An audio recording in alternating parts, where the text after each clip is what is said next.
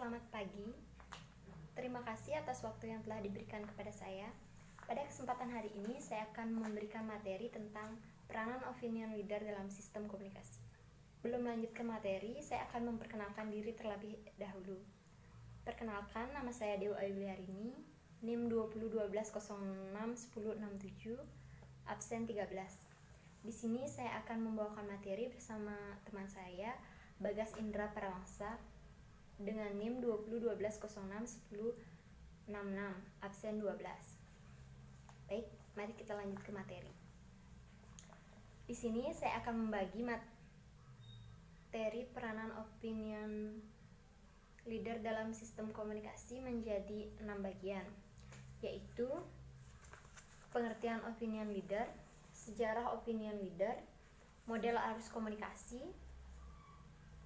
cara mengetahui adanya opinion leader, peranan opinion leader dalam sistem komunikasi, dan terakhir yaitu kesimpulan. Baik, mari kita lanjut ke pengertian opinion leader. Opinion leader atau pemimpin opini adalah individu yang mempengaruhi pendapat orang lain tentang inovasi. Opinion leaders lebih mudah menyesuaikan diri dengan masyarakatnya, lebih kompeten, dan lebih tahu memelihara norma yang ada. Opinion leader dibagi menjadi 2 kelompok, yaitu opinion leader aktif dan opinion leader pasif. Opinion leader aktif di sini, para opinion leader sengaja mencari penerima atau followers untuk mengumumkan atau mensosialisasikan suatu informasi. Opinion leader pasif, dalam hal ini followers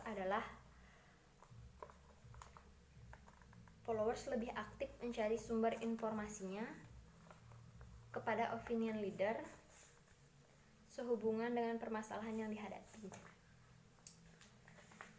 Sejarah opinion leader.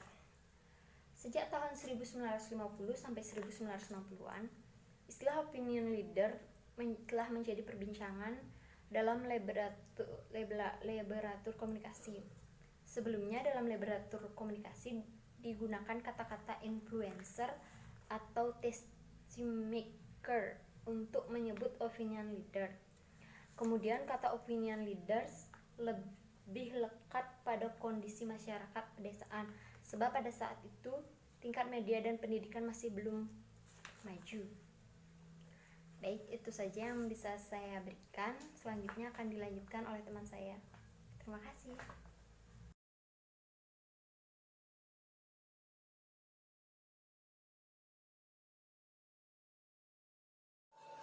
Om Swastiastu.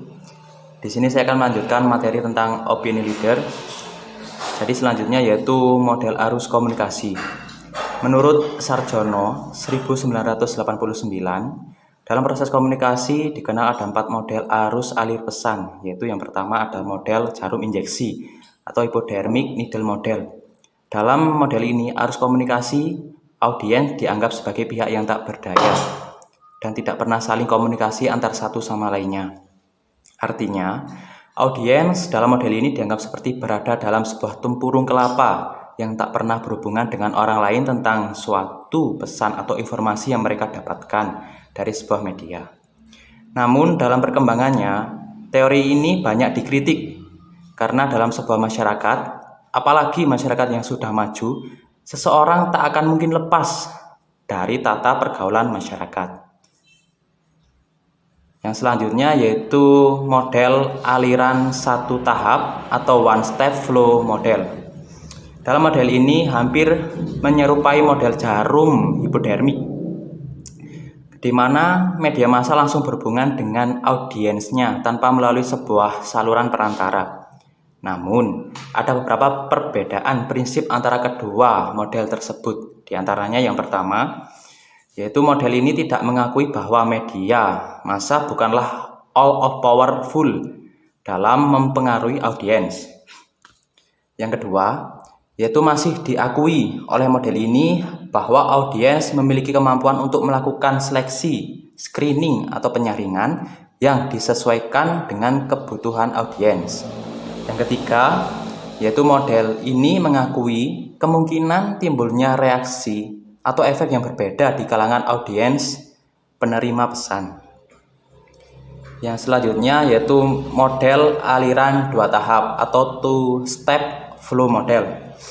Dalam model ini mengasumsikan bahwa tidak semua pesan yang disampaikan oleh media massa seluruhnya langsung mengenai audiens. Akan tetapi, sebelumnya pesan tersebut mengenai atau menyentuh pihak-pihak tertentu yang membawa pesan tersebut kepada audiensnya. Pihak-pihak tersebut dikenal dengan opinion leader, pemuka pendapat.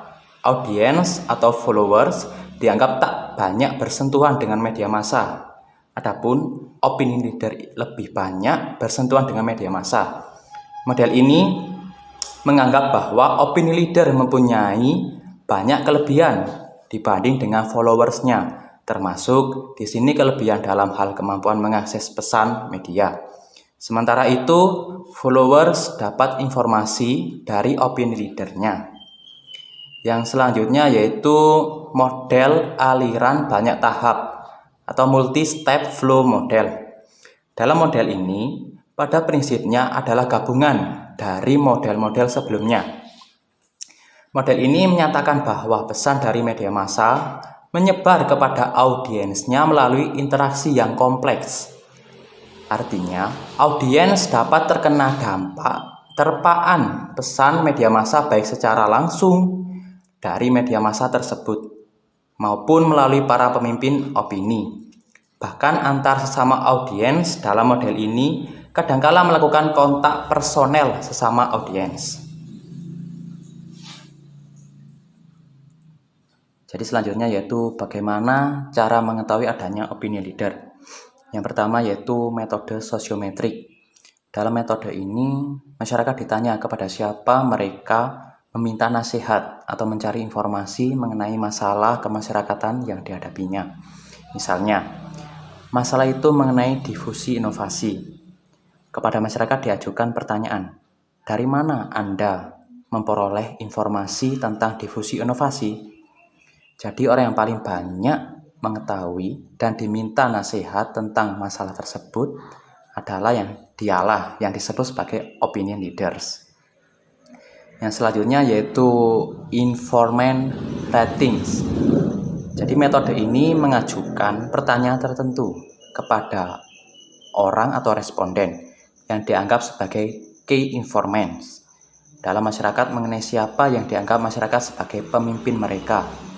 Jadi dalam hal ini, responden tersebut haruslah jeli dalam memilih siapa yang benar-benar harus memimpin dalam masyarakat tersebut dari segi kepribadian, pendidikan, serta tindakan yang dilakukannya terhadap masyarakat tersebut. Yang selanjutnya yaitu self-designating techniques. Metode ini mengajukan pertanyaan kepada responden dan meminta tendensi orang lain untuk menunjuk siapa yang mempunyai pengaruh.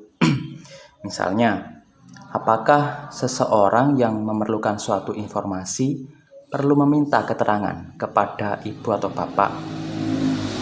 Jika jawabannya tidak, maka hal tersebut belum menunjukkan siapa yang sering dimintai keterangan. Hal ini sangat bergantung kepada ketepatan atau akurasi responden untuk mengidentifikasi dirinya sebagai pemimpin. Yang selanjutnya yaitu peranan opinion leader dalam sistem komunikasi. Yang pertama menjadi unsur yang sangat mempengaruhi arus komunikasi. Jadi opinion leader menjadi salah satu unsur yang sangat mempengaruhi arus komunikasi, khususnya di pedesaan. Yang kedua, yaitu perubahan dan kemajuan ditentukan oleh peran opinion leader. Berbagai perubahan dan kemajuan masyarakat sangat ditentukan oleh peran opinion leader. Misalnya, pemimpin opini biasanya memotivasi atau bisa memotivasi masyarakat agar berpartisipasi aktif dalam pembangunan. Yang ketiga yaitu perantara atau sebagai perantara informasi yang diterima dari media massa. Mereka secara tidak langsung mempunyai arti sebagai perantara bahkan penerjemah informasi yang diterimanya dari media massa, baru kemudian disampaikan kepada masyarakat. Yang keempat, yaitu menjadi tempat bertanya dan meminta nasihat. Pihak-pihak yang dianggap sebagai opinion leader di masyarakat desa kadang diperankan oleh orang yang dianggap menjadi panutan dan menjadi tempat bertanya dan meminta nasihat bagi anggota masyarakat. Yang selanjutnya, yang kelima, yaitu mempunyai gradasi hemofili yang lebih baik dibanding pihak lain. Jadi hemofili ini artinya yaitu suatu tingkat di mana pasangan individu yang berinteraksi sepadan dalam hal-hal tertentu seperti kepercayaan, nilai-nilai, status sosial. Ya, jadi kesimpulan dari presentasi kami kali ini tentang opini leader yaitu dapat dikatakan sebagai orang-orang berpengaruh, yakni orang-orang tertentu yang mampu mempengaruhi sikap orang lain secara informal dalam suatu sistem sosial. Dalam kenyataannya, orang berpengaruh ini dapat menjadi pendukung inovasi atau sebaliknya, menjadi penentang. Yang mereka berperan sebagai model di mana perilakunya baik mendukung atau menentang diikuti oleh para pengikutnya. Opini leader bukanlah manusia yang serba tahu akan segala hal, tetapi kelebihannya adalah bahwa mereka dianggap orang yang lebih peka dan in group serta tahu adat kebiasaan masyarakat setempat. Mereka memiliki jiwa sosial yang tinggi serta selalu siap membantu perubahan sosial di lingkungannya. Ya, jadi demikian sedikit presentasi dari kelompok kami. Kami mohon maaf atas kesalahan ataupun kekurangan dan kami akhiri dengan Paramasanti.